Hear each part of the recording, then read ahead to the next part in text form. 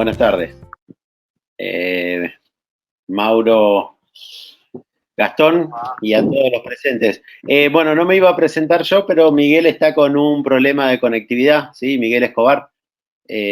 Así que nada, voy a tirar el centro y lo voy a cabecear, ¿sí?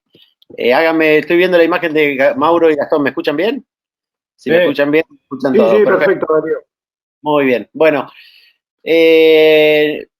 primero agradecerles, ¿sí? Que estén presentes a los moderadores y también a todas las personas o computadoras con personas que, como tratamos de invitar a residencia, me imagino que habrá computadoras con varias colegas y colegas escuchando. Así que muchas gracias por el lugar. El lugar fue pensado desde la sección con Miguel y con los integrantes del comité en las reuniones de la sección de la MR.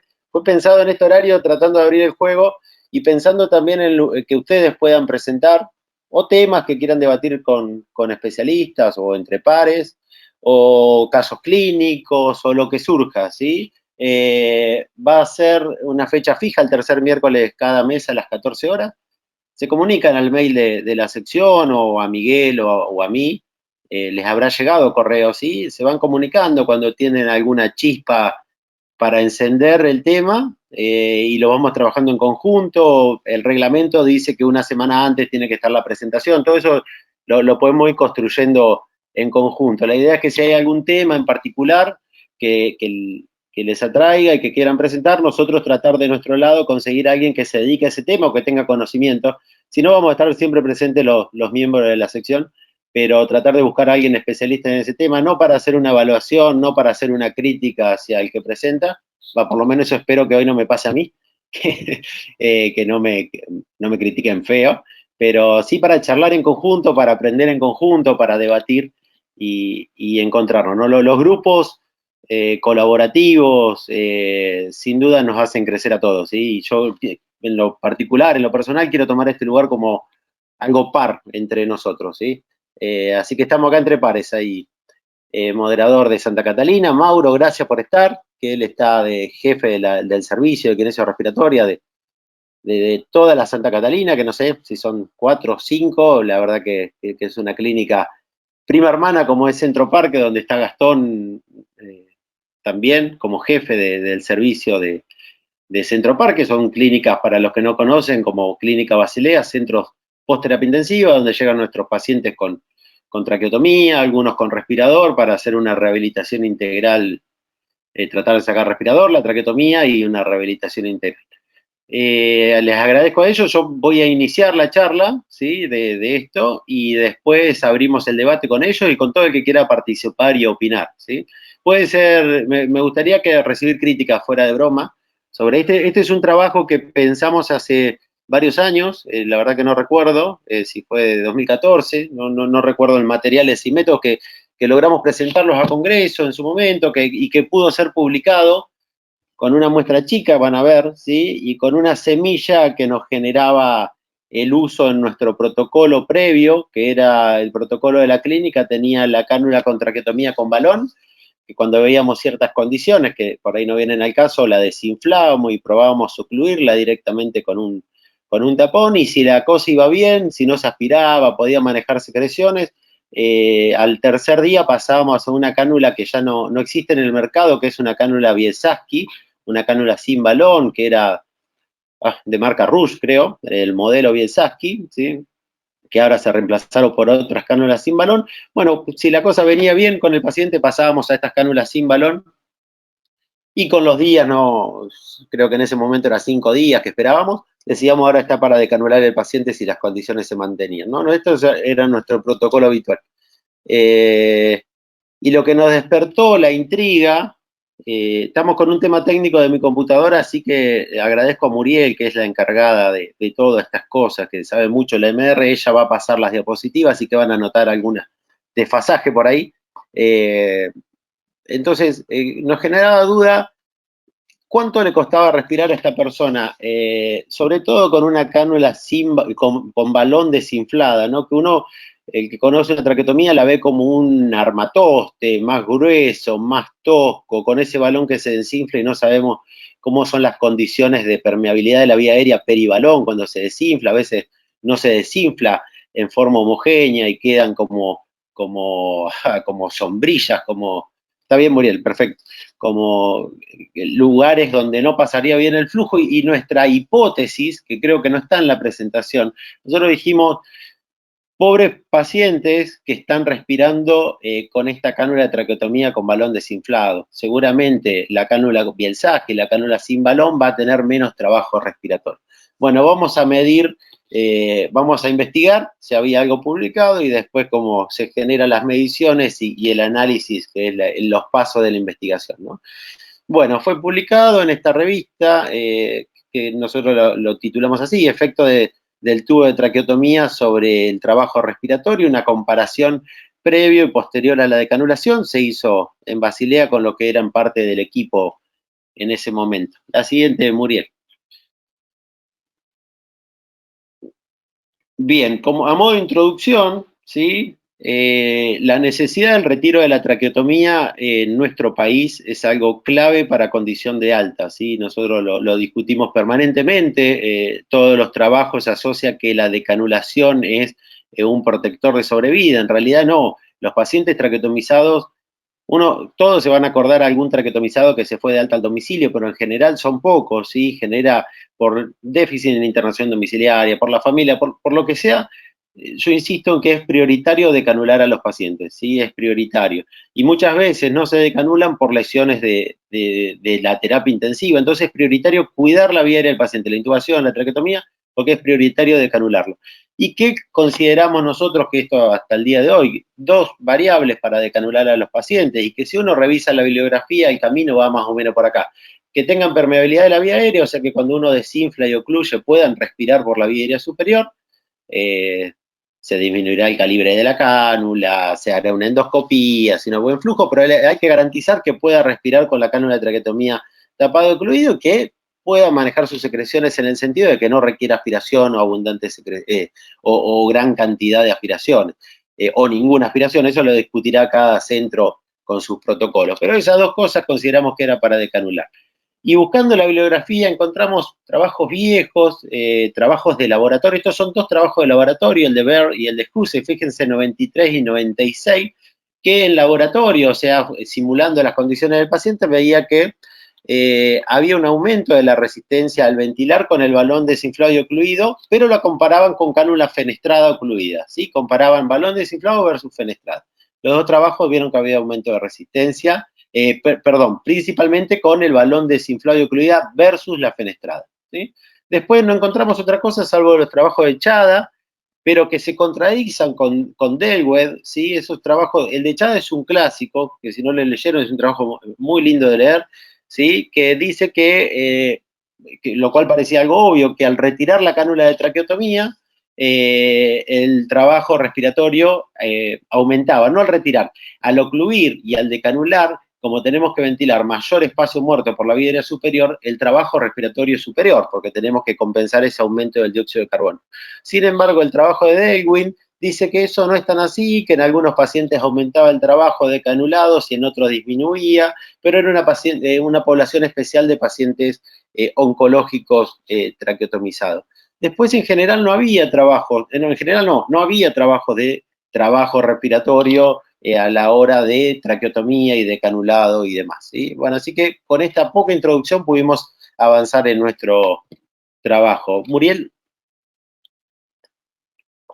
Bien, los objetivos en su momento fueron y eran describir los cambios que ocurren en el trabajo respiratorio durante la ventilación espontánea en diferentes condiciones relacionadas a un protocolo de canulación. Yo ahora les voy a contar más adelante cuáles son las 4 condiciones en las cuales medimos a los pacientes que incluimos en el protocolo y también analizamos otras variables fisiológicas, volumen corriente, frecuencia respiratoria, tiempo inspiratorio, volumen minuto, índice de Tobin, y después hicimos unas cruces de volumen corriente con trabajo respiratorio para ver la efectividad de la respiración. La siguiente.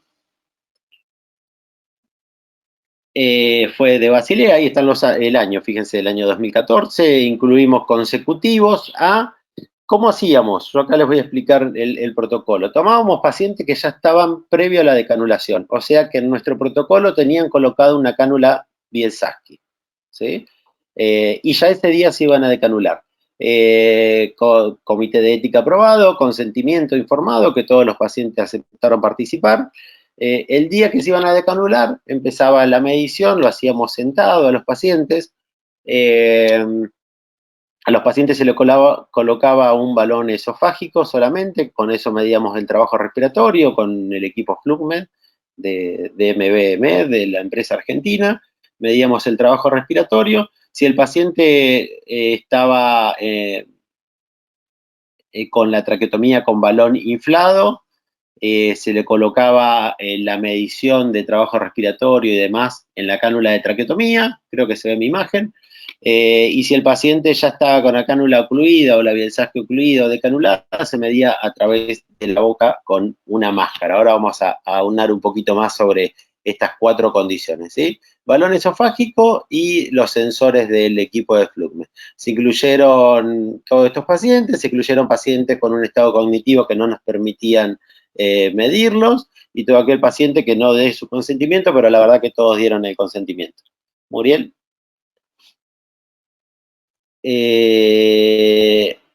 Perdón, tengo un error, 45 grados en cama, la verdad que no lo recordaba en su momento, les dije sentado.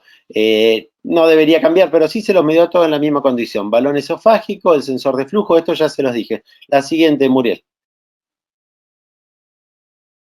Medíamos, porque íbamos cambiando las condiciones. El paciente que estaba para decanular con su Bielsaski, se retiró la Bielsaski y se colocó una cánula con balón con el mismo diámetro. ¿Sí? El que tenía una Bielsaski 8 se puso una con balón 8. 15 minutos se dejó estabilizar el paciente, que las variables fisiológicas vuelvan al basal. A todos por igual, a todos 15 minutos, con el balón insuflado. Se mide durante 5 minutos. Se desinfló el balón y se ocluyó la cánula, ¿sí? El balón desinflado y ocluido. Se dejó 15 minutos volver a la condición basal y se lo midió 5 minutos todas las variables. Se retira la cánula con balón con desinflada y ocluida, se coloca la Bielsaski ocluida. 15 minutos de estabilización, se mide en 5 minutos. Posterior a eso se decanula, se ocluye el estoma, se esperan 15 minutos y se miden 5 minutos más, ¿sí? Después lo podemos repasar, si no se entendió. Todas las cánulas que se utilizaron, y se utilizaron cánulas 7 con balón, sin balón, y 8 con balón, sin balón, según la que traía el paciente ya colocado. Ahora vamos a ver cuántas 7 y cuántas 8 un poquito más adelante. Sí es importante de esta diapositiva los diámetros externos, que son estos de fábrica, pero que después vamos a ver en la presentación que no, realmente no son tan estos, sobre todo en las cánulas sin balón. La cánula 7 con balón tiene un diámetro externo de esta marca de 9,7 y la cánula 7 sin balón tiene un diámetro externo llamativamente más grande que la cánula con balón, fíjense, 9,7 versus 10,85, y en la 8 pasa algo similar. La cánula sin balón, la Bielsaski, el diámetro externo de fábrica descrito en los manuales es más grande que la cánula con balón. Después lo vamos a explicar esto más adelante. Muriel. Bien, estas condiciones las vimos, se las expliqué recién, pero las vamos a repasar para que queden claras.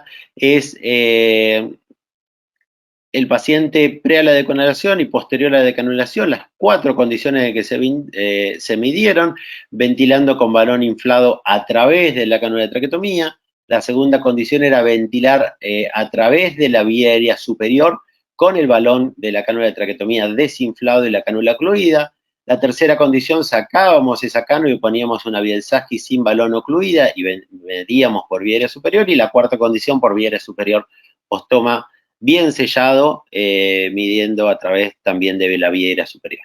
Muriel.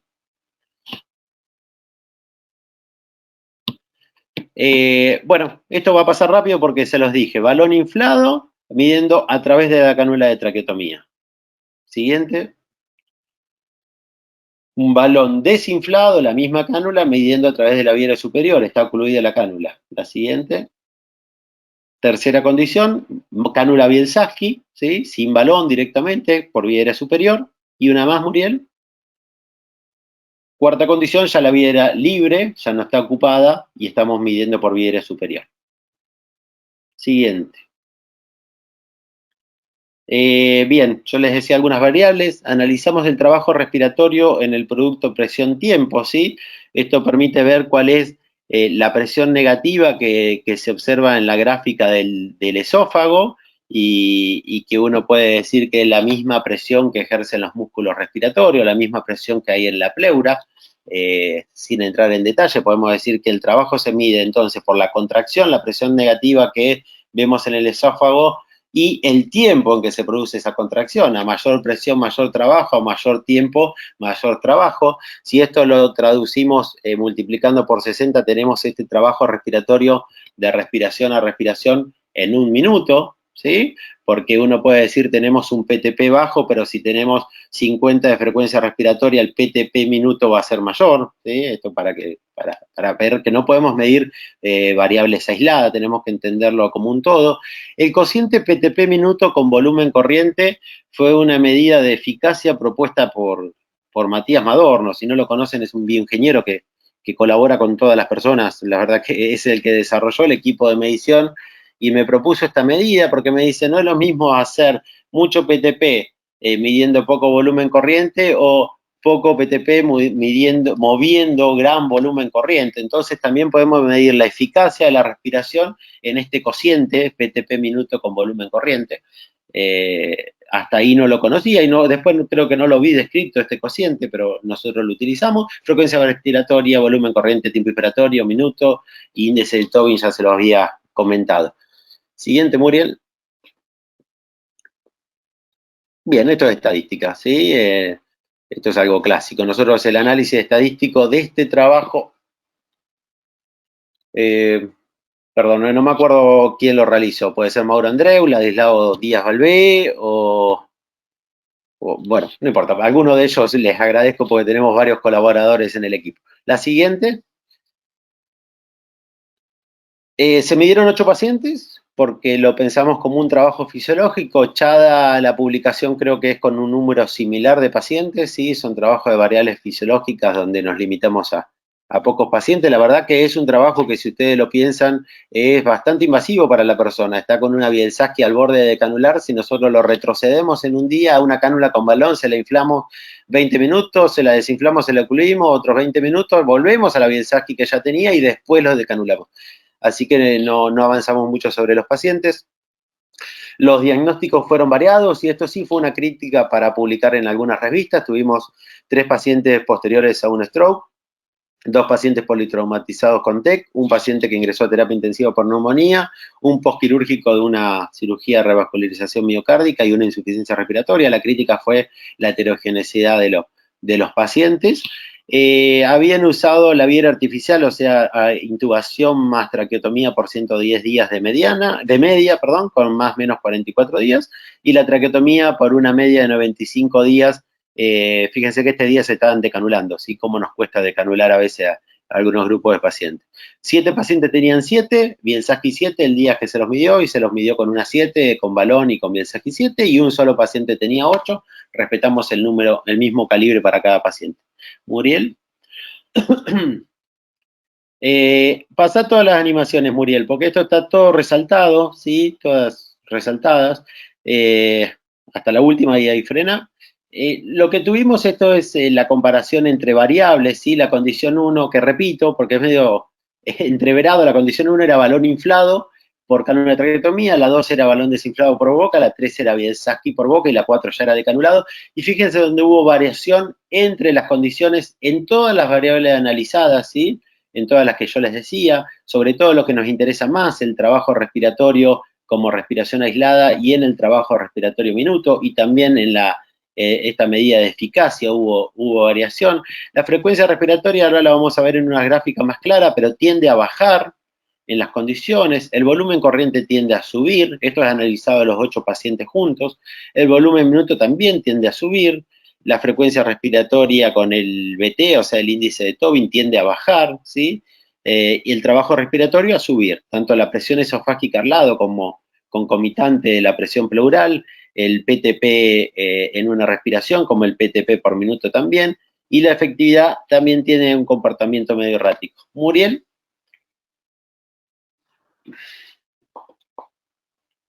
Bien, la primera que tiene animación, Muriel. Bien, la presión esofágica aislada, o sea, la pleura. ¿Qué pasa con la pleura? ¿Qué pasa con la PIM? ¿Qué pasa con la fuerza muscular inspiratoria? ¿No? No la máxima, sino la fuerza que se desarrolla en una respiración. ¿Qué presión negativa hubo en estas respiraciones? La condición 1, que era la de balón inflado, tuvo el menor trabajo, la menor presión esofágica. Lo mismo que el menor PTP minuto, que es la gráfica B, como en la gráfica C abajo, el PTP aislado, que es la B, y el PTP por minuto. El menor trabajo respiratorio se dio en la condición 1, ¿sí? La condición 2 tuvo aumento, que era el balón inflado, y la condición 3 tuvo mayor aumento. O sea, en nuestro resultado encontramos que la cánula Bielsaski es la que produce mayor trabajo respiratorio. Acá es que hubo diferencia significativa. Volver para atrás, Muriel. Estamos en la A. Sí, hubo diferencia significativa entre todas las mediciones, menos entre la condición 2 y 3. No hubo una diferencia significativa con Abielsaski, pero sí una tendencia a mayor trabajo, que quizás con el aumento de la N íbamos a encontrar la diferencia significativa. Ahora sí, Muriel. La condición del PT per minuto, del trabajo evaluado en un minuto, no tuvo diferencia la condición 2 con la 4, pero sí la 3 fue significativamente mayor, por más que se vea poco en la gráfica, el análisis estadístico fue significativamente mayor, y la medida de efectividad, la 4, Muriel, que tiene que ver con el PTP por minuto, pero dividido el volumen corriente, no hubo diferencia entre el 1 y la 2, y la próxima, Muriel, y entre la 2 y la 3, ¿sí? Ahí se explica el gráfico. La efectividad mayor, menor la tuvimos con la Bielsaski, ¿sí? Y la mayor la tuvimos en el paciente de canulado. Otra más, Muriel, otra diapositiva. Acá estamos analizando la frecuencia respiratoria y el volumen corriente, que yo les decía que llamativamente la frecuencia respiratoria baja, a pesar de que sabemos que vamos a ventilar mayor espacio muerto, ¿no? Cuando el paciente está respirando por vía aérea superior, pero lo compensa mejorando el volumen corriente, ¿sí? En ese comportamiento está la explicación de cómo puede bajar la frecuencia respiratoria porque mejora el volumen corriente. ¿Otra, Muriel? No, pasa nomás. Y una más.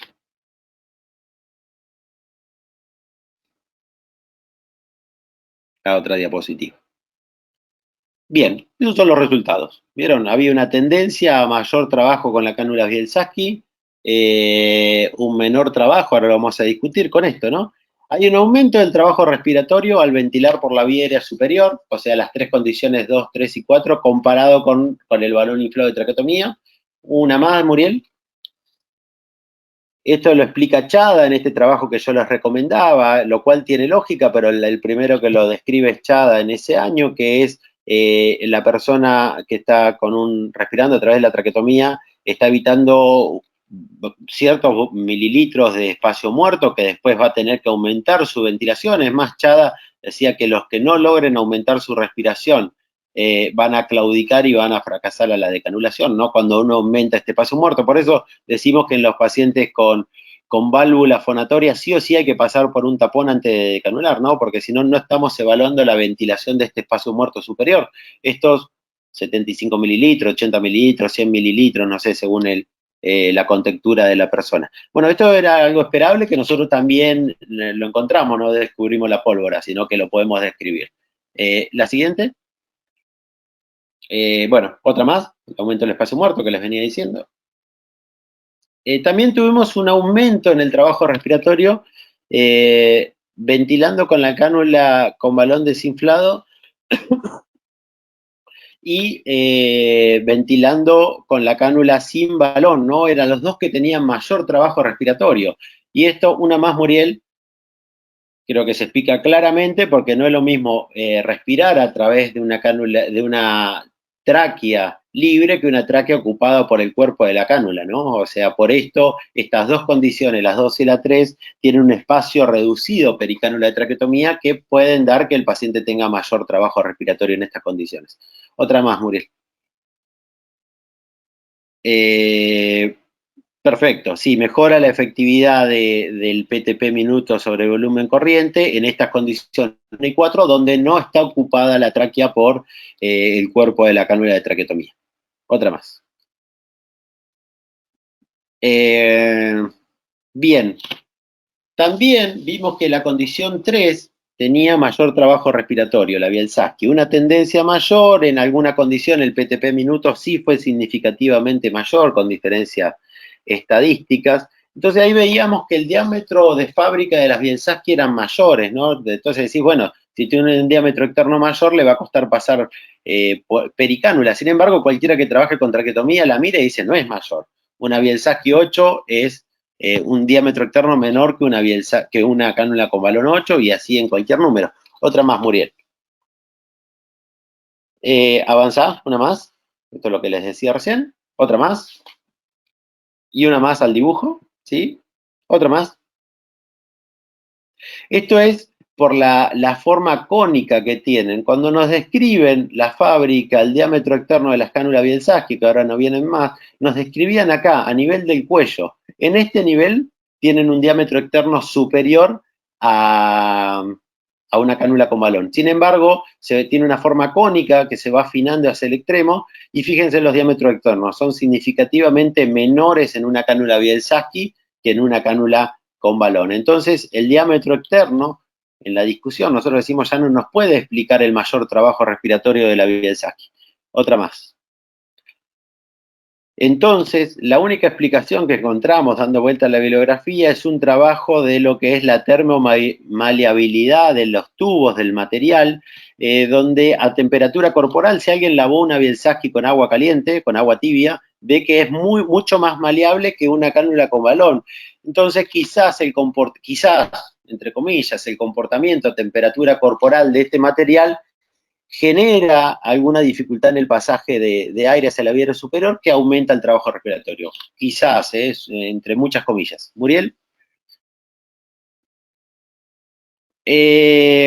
Bien, en la discusión decíamos que nuestro protocolo vital en ese momento era pasar de una cánula con balón desinflada a una cánula sin balón el último periodo. Esto ahora lo modificamos, son 7 días de observar al paciente hasta decanular, ¿sí? Y ahí decanulábamos. Sepan que todos los pacientes, porque esto es un tema, ¿no? Todos los pacientes que estaban ese día estaban para medirse, a pesar de que el trabajo respiratorio era mayor en la Bielsaski, no tiene impacto clínico esto, ¿sí? No tiene un impacto clínico. Entonces decidimos no modificarlo, los pacientes estaban bien y se iban a decanular. Lo que sí modificamos es que eliminamos de los protocolos de canulación las cánulas Bielsaski o las cánulas sin balón, ¿sí? Directamente, como el trabajo es igual o una leve tendencia mayor a las Bielsaski, dijimos, bueno, también en nuestro quehacer creo que el cuidar el recurso es importante, entonces no pasar por esta cánula si no trae beneficios para el paciente es un buen ejercicio de la profesión. Decidimos quitarla y la Bielsaski no se usa más, salvo un paciente que esté un tiempo prolongado con la traqueotomía o que tenga problema y necesite una camisa, solemos poner una Bielsaski. Pero el paciente que se va a decanular en el protocolo habitual, no pasamos más por cánulas sin valor. No evaluamos, que no lo pusimos en la discusión, pero es un punto débil, la comodidad de la persona, ¿sí? Porque muchas personas, una vez que colocamos una cánula sin balón, se sienten más cómodas, sienten que tienen menos material, ¿sí? Ese es un punto que también puede evaluarse. ¿Una más, Muriel? Creo que es la conclusión.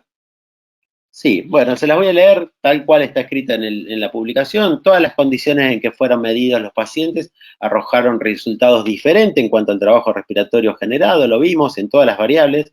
Las condiciones de utilizar la vía superior, ¿sí? Las 3 condiciones, la 2, la 3 y la 4, para ventilar generan mayor WOB, y esto está explicado por el espacio muerto, sin ninguna duda.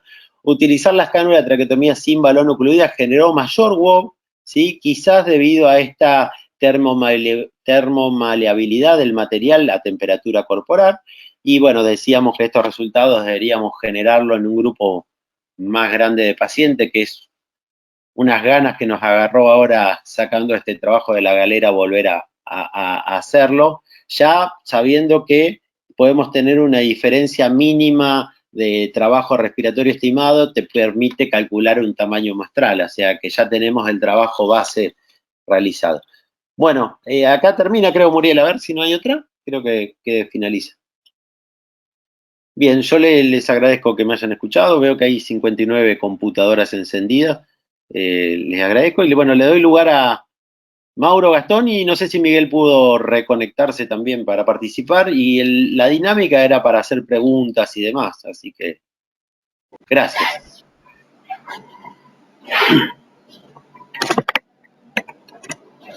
Bueno, felicitaciones Darío. Felicitaciones Darío por el trabajo. Excelente, muy claro, muy linda la conclusión. Realmente cositas que empezamos a ver y a leer, todos los que manejamos cánula de economía pensamos de forma muy parecida, ¿no? Eso es lo que veo y eso es muy bueno, eso es muy positivo, ¿sí? Eso es muy positivo. Le paso a Mauro para que presente algunas cositas y después empezamos, si querés, a discutir algunas cosas que vimos en el trabajo. Bueno, buenas tardes a todos, gracias. Gracias Gastón, gracias Darío por la presentación. Los trabajos estos fisiológicos son muy interesantes. Hacen las bases para los futuros trabajos. Creo que te lo mandé por un mensaje. Qué enigma la cánula Bielsaski, esa forma cónica, cómo es que llegaron a generar eso. Y que encima, si bien obviamente genera más trabajo, pero no tiene impacto clínico, qué loco. Digo, muchas veces al aspirar a los pacientes, las 7 te traes la endocánula. ¿Viste? Metías la sonda y la endocánula venía con vos, cuando estaba un poquito tapizada. La verdad es muy loco. Así que me encantó el laburo. Así que no sé, Miguel, si querés decir algo. Si no, Gastón, no sé cómo vamos a organizar el chat para las preguntas de los chicos. Si les pedimos que levanten la mano en el chat y que abran los micrófonos, o cómo quería hacer. Yo empezaría me gustaría... Hola. Dale, Miguel.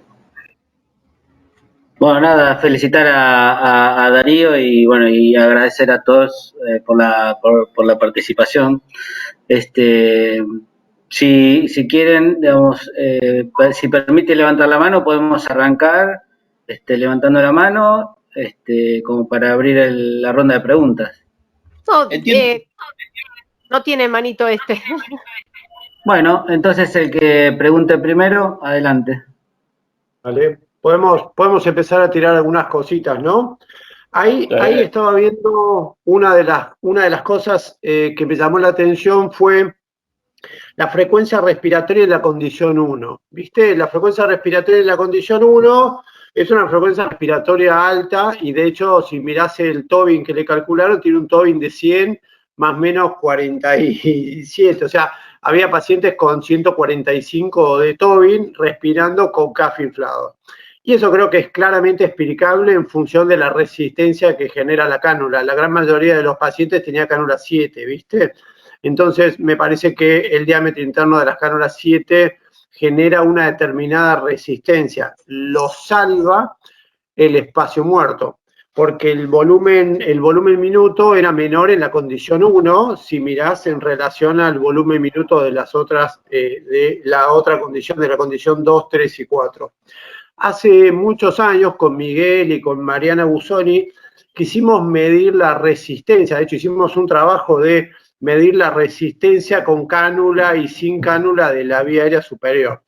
Y vimos que había una variabilidad muy grande, intrapaciente de variabilidades. Fue un trabajo muy complejo de poder hacer, también lo hicimos con el FluxMed, y vimos que la resistencia con una cánula o con otra y sin cánula era extremadamente variable. Entonces, nosotros no lo pensamos del lado de PTP, sino que pensamos en la resistencia que podía generar la cánula. Y vimos muchísima variabilidad y muy complejo de poder llegar a la práctica clínica, ¿sí? De medir la resistencia que oponía la cánula en función de un paciente con respiración espontánea. A mí me llamó mucho la atención eso, que realmente los pacientes tenían una frecuencia respiratoria alta y creo que lo explica porque tenían una canulita 7. ¿Sí? Eso es básicamente lo que yo estuve viendo. Después es lógico que los pacientes bajen la frecuencia y aumenten el BT en función de que aumente el espacio muerto, eso es lógico. Lo que me llama la atención justamente es que en la condición 3 los pacientes con una cánula de Biesalki tengan mayor trabajo respiratorio en función de lo que nosotros pensamos. Me parece que está claro que podemos tranquilamente pasar desde una cánula 7 con balón desinflado a decanular al paciente tranquilamente sin pasar en el medio por la Biesalki, salvo algunas condiciones clínicas como las contaste vos o algunas condiciones clínicas que a veces vemos. Eso me parece muy, muy significativo. Y por último, la variable que ustedes buscaron de PTP minuto BT, no la conocía, me parece una variable linda, habla de eficiencia, me parece bárbaro, pero no he leído nada previo a eso. Entonces, es medio como agarrado de los pelos que puede sentar la base para hacer un trabajo multicéntrico más grande y empezar a medir esa variable, ¿no? En función del trabajo que ustedes hicieron. ¿Qué les parece? Bien, sí, eso es Madorno, siempre lo voy a decir. Matías, entre tantas ideas que siempre nos tiró esa. El trabajo, la frecuencia respiratoria inicial, no medimos alguna escala de ansiedad, ¿viste? Pero genera en una persona, todas eran personas lúcidas, nadie en la familia nos dio el consentimiento, nos dieron los pacientes. Uno podría decir que tenía ansiedad, pero en sí, si uno los veía ansiosos o enojados, era el final de la medición. Estábamos 1 hora y media dentro de la habitación. ¿Sí? O sea, si al final se podría ver alguna muestra de fastidio o enojo. Yo no sé si eso también lo explica, pero yo estoy más por tu situación, Gastón, ¿sí? Una cánula pequeña, entonces tenés que respirar más veces porque lograr meter el volumen que querés le iba a costar. Seguramente pasa por ahí.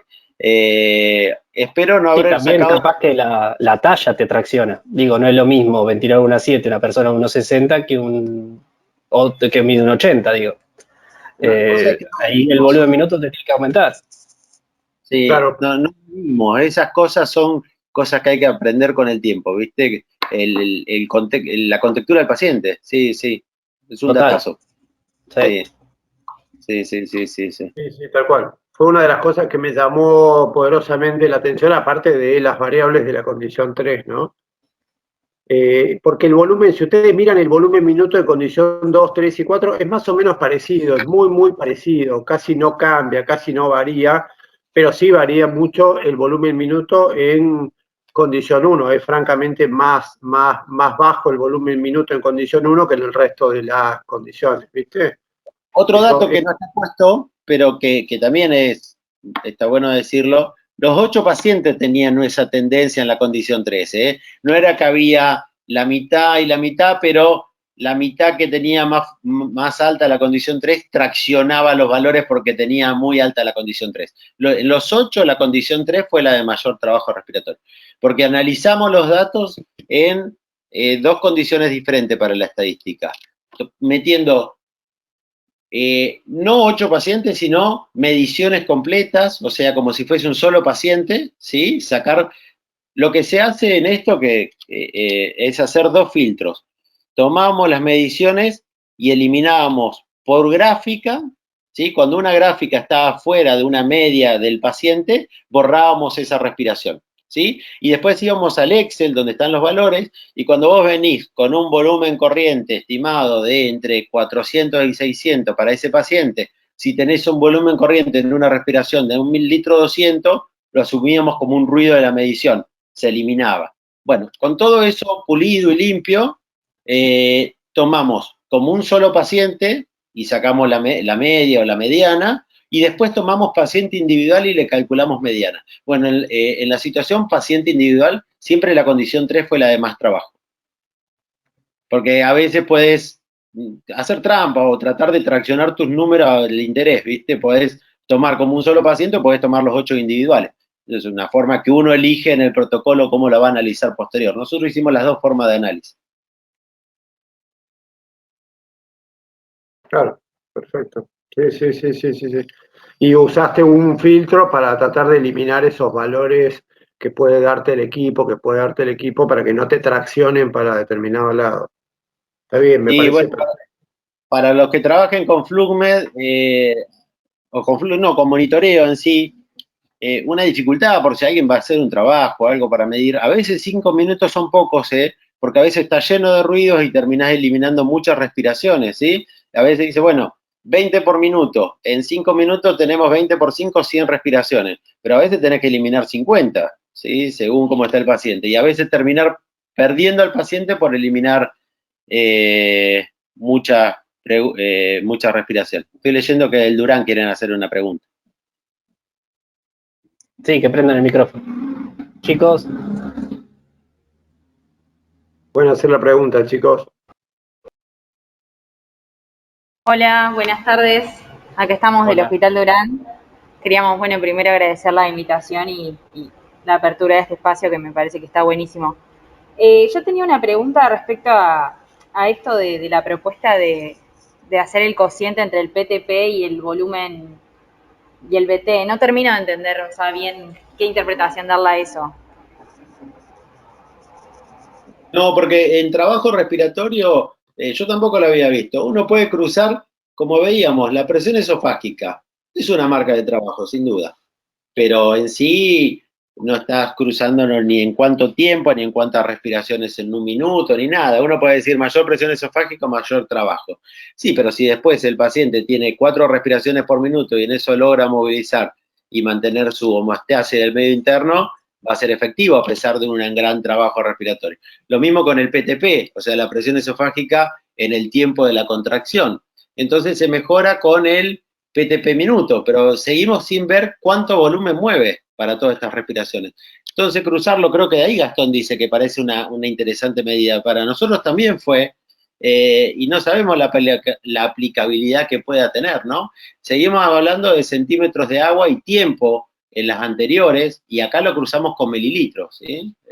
Por eso creo. Quizás, sí, no me acuerdo que en la facultad nos decían que ya estaba todo inventado cuando nos tiraban para abajo. No voy a dar los nombres, pero quizás si uno busca y busca y busca, encuentra algo similar. Yo he buscado y no he encontrado en las mediciones algo que cruce lo que se mueve por la presión general, ¿sí? Con la presión esofágica, digo, con el trabajo. No sé, Gastón, si querés complementar. Hay una pequeña,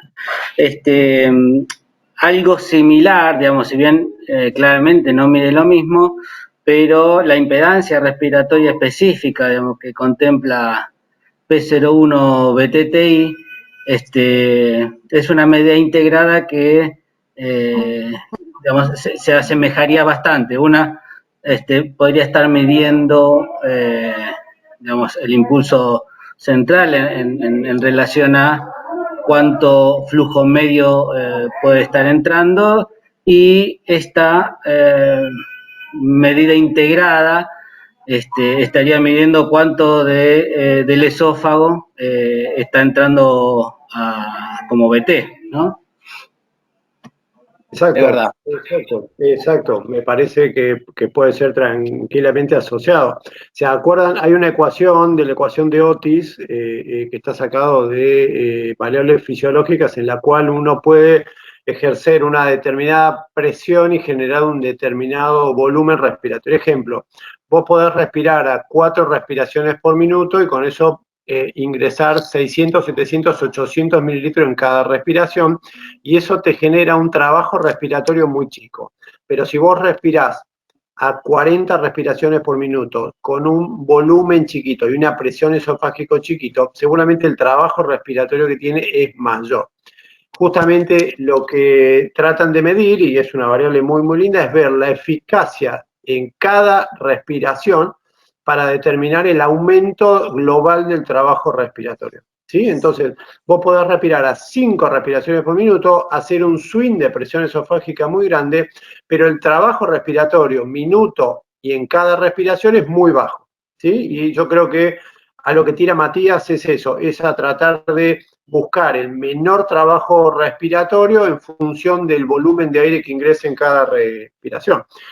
Obvio que falta investigar más y verlo, pero es como ver el trabajo respiratorio puro en cada respiración, buscando la mayor eficacia. Y creo que se basa, creo que Matías lo debe haber pensado en la ecuación de Otis. ¿Vieron? La ecuación de Otis que se basa en los modos ventilatorios como el ASB.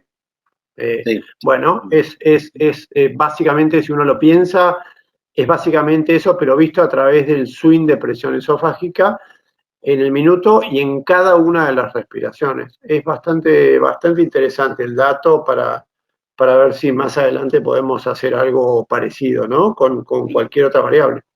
Y hasta tiene una pinta de winning bárbara, digo. Sí, tal cual.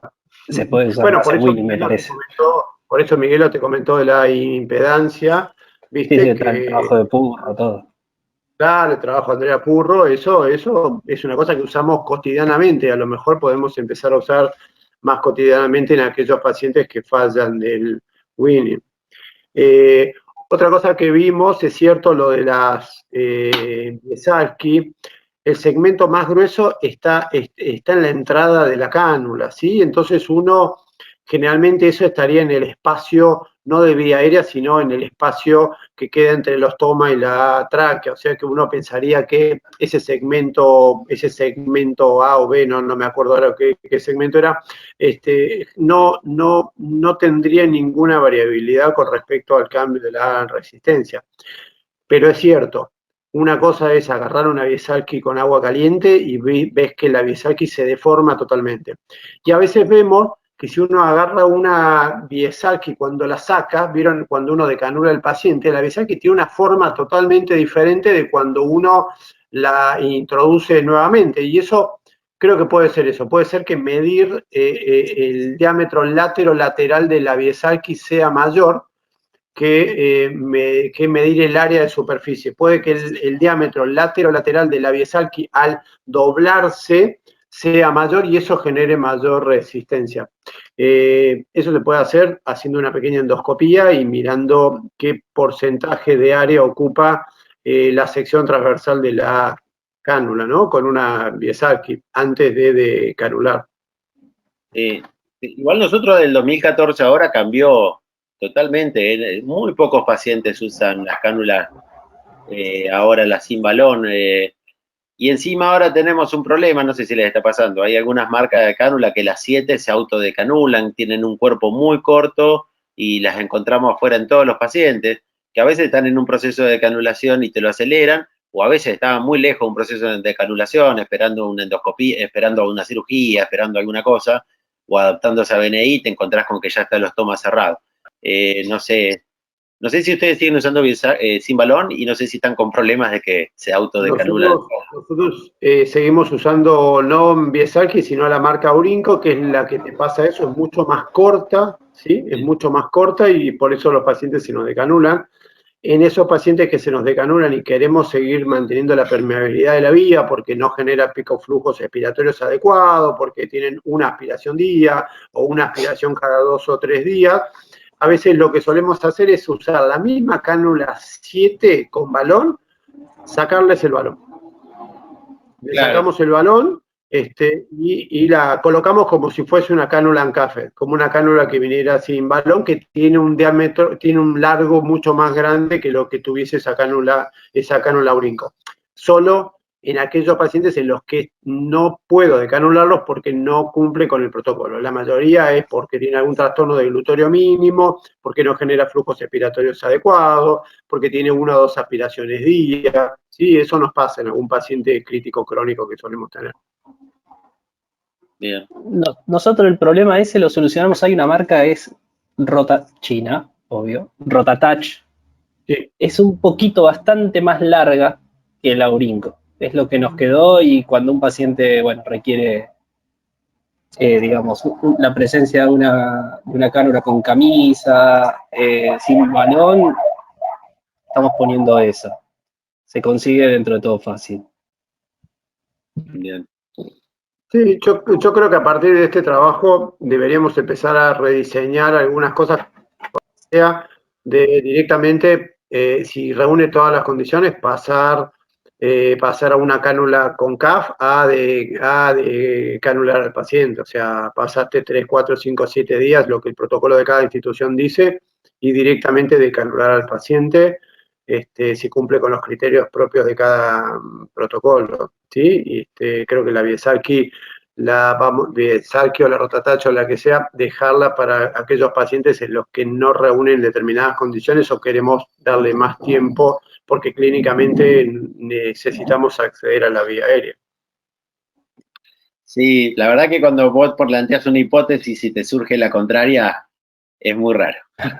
Pocas veces nos ha pasado, pero cuando lo pensaba, yo decía al equipo, le decía, es una locura, ¿cómo lo vamos a tener con este caño 7 días a la persona? Pero por favor, hagamos un estudio, ¿no? Tenemos que sacarle este caño grueso, ¿no? La cálula con valor. Y bueno, encontramos otro resultado. Fue raro encontrar la hipótesis contraria.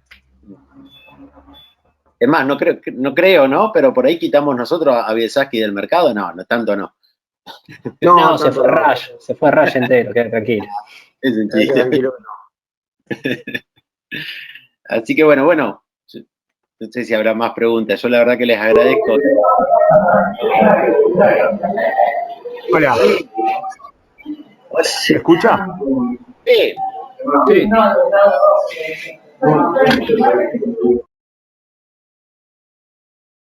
Se escuchaba, alguien quería hablar. Hola, perdón, ahora creo que sí. También yo soy Federico del Hospital Durán. Primero, gracias por la respuesta anterior. Y quería por ahí consultarles cómo interpretaban los resultados que obtuvieron acerca del swing de presión esofágica en las distintas condiciones. Creo que eran valores PERI de 10, incluso que algunos llevaban como hasta 13,5. Y por ahí a mi parecer me parecieron un poco altos. La verdad que desconozco valores por ahí normativos en esas diferentes condiciones, por ahí más pensando en pacientes bajo ventilación mecánica. Pero ¿cómo interpretaban por ahí esas diferencias que tenían en los pacientes en las primeras 3 condiciones, por ahí con la cuarta condición? Sí, son altos. Yo la verdad que no recuerdo si están partidas, si es el swim o es el valor de presión esofágica negativa, ¿sí? Porque viste que a veces no parten de 0 y uno tiene que medir swim. Pero asumamos que es el swim. Son valores altos, pero, insisto, los pacientes estaban para decanularse y se decanularon y les fue bien. Los valores están PERI 10, ¿sí? No sé si lo vieron el resto. Con condiciones para decanular. Tampoco sé habitualmente cuál es el swing de nuestros pacientes en decanulación. Da sensación de alto. Ahora vemos una pregunta más. Da la sensación de que es alto, pero estaban para decanularse y les fue bien. No sé si alguno lo vio ese valor. Pero ese se lo Sí, a mí también me llamó la atención. Hay un valor. En el trabajo yo vi el método dice swing de esofágica, con lo cual uno asume que. Sí, entonces y es correcto medir eso. Acompaña el aumento de swing, acompaña con el aumento del BT, con lo cual uno puede interpretar que está corriendo atrás del aumento del espacio muerto, ¿no? Ahí me surge a mí un tema de estabilidad, digamos, porque digamos, cuando uno tiene cambios en la ventilación, digamos, y le está agregando espacio muerto, digamos, se genera un cierto desfasaje en cuanto a los requerimientos de ventilación, ¿no? No sé qué pasaría si yo lo vuelvo a medir a la tarde, por ejemplo, o en otro horario, ¿sí? Me genera esa duda, ¿no? Y respecto también, digamos, acoplo con 2 cosas que dijo Gastón. Una es el tema de la variabilidad de la resistencia. Yo creo que ustedes deben tener, Darío, los datos de los distintos componentes, ¿no? Seguramente esos registros están. Sería interesante ver, yo me asumo que el aumento del trabajo respiratorio fue a expensas del componente resistivo del PTP, ¿no? Pero sería interesante por ahí tener esos datos o si sube todo, digamos, proporcionalmente, digamos, ¿no? Uno esperaría que sea a expensas del resistivo, pero sería bueno tener esos datos y seguramente ustedes lo tienen. Bien. ¿Cómo estás? Bien. Te respondo. Primero, la variabilidad, perdón, la variabilidad es un tema, porque 15 minutos, por ahí, la verdad que nos parecía, nosotros nos basamos en Chada, creo que los reposa 10 minutos. Entonces tomamos eso, pero nos parecía por ahí poco, pero tampoco podemos meter a una persona a medirse cada media hora, restarle una mañana entera de actividad de rehabilitación o una tarde. Se enojan las personas, cuando uno los somete a mediciones largas, se enojan, es molesto, y después pueden cambiar las condiciones, más cansado, después del gimnasio, para medir en otro momento, dejarle los balones. Era un tema siempre dejar balones, siempre es el miedo de que le pongan alimento por esos balones, ¿no? Entonces, preferimos eso, pero podemos, nunca vamos a saber si era el tiempo suficiente, sin duda ese, sí, sin duda. Ahí hay una pregunta si la falla de decanulación, en nuestro centro de Winning, y calculo que el de los colegas debe ser lo mismo, la falla de decanulación suele ser extremadamente baja, ¿sí? Hasta preocupantemente baja, porque cuando vos no fracasás, me acuerdo Oscar Pereira que decía, cuando vos te va todo bien es porque estás dejando a gente que podría decanularse sin decanularse, ¿sí? Cuando vos tenés un año donde cerraste en 0% recanulado de los pacientes. Hay unos trabajos, pero son incomparables. La bibliografía internacional de, no me acuerdo si era GES, quien el que hizo la encuesta. No, no era GES. No, sí, ya sé. ¿Cómo? Había una encuesta internacional que era en Estados Unidos y que la falla de decanulación... Stelfox. Bueno, recomendaba una falla de decanulación inespecífica, no en terapia, no en centro de Winning, era todo un popurrí entre un 2 y un 5%. Nosotros solemos hablar de que eso es lo esperado, pero la verdad que en un protocolo donde fonoaudiología te pide que lo decanules una vez que ya probó todas las consistencias, o donde vos lo miraste 5, 7, 10 días con la cánula desinflada y tapada, es muy difícil fracasar, ¿sí? Entonces el fallo de canulación es bajo en Basilea. Hubieron años de 0%. Y de eso no me jacto, porque el 0% quizás te perdiste alguna persona que por no arriesgar, porque se aspiraba un poquito, por alguna situación que viste, no lo decanulaste y podría estar decanulado. En un país donde por más que sea sistema público, privado, insisto, como dije al principio, decanulación es casi un determinante de alta, ¿sí? Es más, la decanulación en hospitales es casi un determinante de salida de terapia intensiva. Es todo un riesgo sacar un paciente de la terapia intensiva a la sala general. Todos deben tener algún relato de que por ahí la primera noche ya tuvo complicación. Siempre digo que quizás tenemos que, uno pone en riesgo a su paciente, ¿no? No ponemos en riesgo nuestra estadística, pero quizás probar un poco más y no tener falla de decanulación de 0%, ¿sí? Tampoco te digo llevarlo al 15, 20, 30% porque decanulás sin mirar nada. Sergio, P01 no, pero las variables crudas, como me decía Miguel, están para particionar el trabajo. Podríamos sentarnos y mirarla.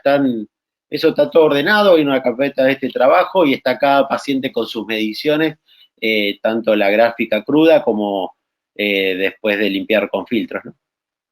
Pero no medimos. Hay un tema, no para discutir acá, pero sobre medir P01 en el Fluke Review y demás, que por ahí lo hemos charlado con la gente del parque, de tratar de usar otro software para cortar la P01 de esas gráficas y demás. Claro, exacto. Sí, tratar de usar una CQ o cualquier otro método de mirar una señal para ser un poco más específico, que en el Fluke Review no es tan sencillo. Ahí contestándole a Manuel Parada, el decanular, la falla de decanulación, ¿se acuerdan que era cercana al 2%? Y esos 3 pacientes que se recanularon, después fueron decanulados o pudieron ser decanulados. O sea que en el trabajo del decanular, la falla de decanulación fue extremadamente baja también. Y había pacientes de terapia intensiva y pacientes de centros de Winning. O sea que somos extremadamente conservadores a la hora de decidir decanular un paciente, no solo en los centros de Winning, sino también en las terapias intensivas. Bien. Sí, el tema es cómo forzás, digamos. Ninguno hace locuras, pero el paciente también te lleva, el protocolo te lleva, digo, me parece que habría que haber un cambio radical en los protocolos, digo. para llegar a, no sé, si vamos a un análogo a la falla de extubación, debemos llegar al 10-12%, capaz que es mucho. Pero no lo sé, pero tenemos que forzar, tenemos que cambiar la política, digamos, de atención. Me parece que estamos cortados todos por la misma tijera, todos salimos de la misma semilla y eso va a ser difícil, ¿viste? Va a haber que un loco que, no sé, que venga de afuera, va a tener que empezar a hacer algo y lo va a tener que publicar, y si lo publica decir, mira, el loco este le fue mejor. Me parece que pasa por ahí, somos todos cortados por la misma tijera, aprendimos todos del mismo lado y eso va a ser difícil. Estoy de acuerdo. Sí, sí. Bueno, creo que estuvo... ¿Alguna otra pregunta? Estamos en 1 hora, algunos comienzan a irse. Yo me imagino que la actividad académica también de las residencias, ¿sí? No sé bien quién está conectado. Me gustaría ver si después se puede... Lástima que no pedimos una preinscripción como para saber quiénes son. Si son todas residencias, quizás 1 hora de actividad académica es lo que pueden ellos cumplir. Nosotros tenemos el horario de AMR de 2 horas, pero no es que vamos a llegar a 2 horas sí o sí. Es más, Miguel planteaba, cuando armamos los programas, de hacer 2 presentaciones por día, de 1 hora total, una cosa así, con discusiones cortas. Así que lo iremos estructurando. Miguel, ¿algo? No, bueno, felicitarte, Darío, por este puntapié inicial. Nuevamente agradecer a todos, digamos, vi un máximo de 62 conexiones, me parece que es importante. Estuvo bueno que surgieran algunas preguntas, y lo que queremos es justamente eso, poder integrar al conjunto de las residencias con la sección y ver cómo amalgamar y contar nuestra humilde experiencia, y poder entre todos seguir trabajando.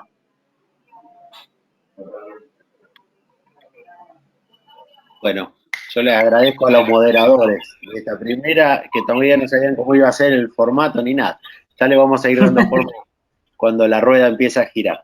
Sí, están casi todos los que invité, Mendoza, Gwen, muchas gracias a todos por estar. Estemos en contacto. Yo sé la voluntad y la buena onda de los que están acá, Gastón, Mauro, Miguel, para mandarles mail y contestar dudas y demás. Nosotros aprendemos mucho también de estos debates, ¿sí? De estas consultas y demás. A veces no tenemos la respuesta, pero nos sirven para aprender. Así que les agradezco y bueno, manden mail o comuníquense con nosotros ahí están pasando de dónde son, por si tienen temas para presentar, ¿sí?